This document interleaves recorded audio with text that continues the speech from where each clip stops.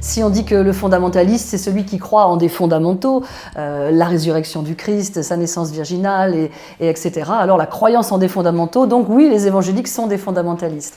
Mais si ça veut dire le fondamentalisme dans le sens l'adoption à des mouvements conservateurs et anti-tout, alors non, les évangéliques français ne sont pas des fondamentalistes. Et puis, si fondamentaliste veut dire une lecture littérale des Écritures, non, les évangéliques en France enseignent l'herméneutique, c'est-à-dire ils savent que le texte biblique mérite une étude avec des outils. Ils ont un fort attachement à la Bible, qu'ils appellent parole de Dieu, mais ils n'ont pas une lecture littérale des textes.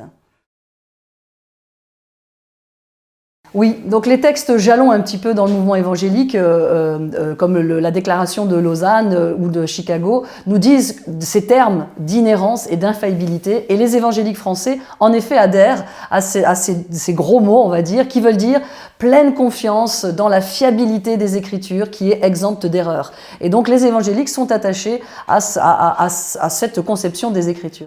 Ce qui va contrebalancer ça, c'est d'oser utiliser des outils qui vont replacer le texte dans son contexte pour ne pas en faire un prétexte. Le choix qu'ont fait certains évangéliques d'appartenir à la fédération protestante montre justement cette ouverture, cette envie du débat, la conviction qu'on ne possède pas la vérité à nous tout seuls et qu'on a besoin de ce débat et de ce dialogue avec d'autres protestants, et c'est ce qui se vit au sein de la fédération protestante.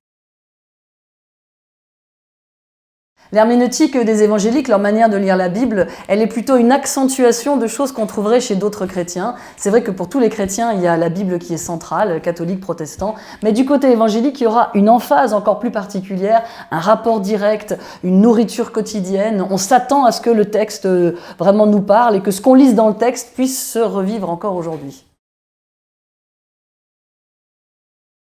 Il y a des diversités d'approches, mais quand même au sein d'un même cadre, on va dire. Voilà, il y a quand même beaucoup de ressemblances entre les évangéliques français.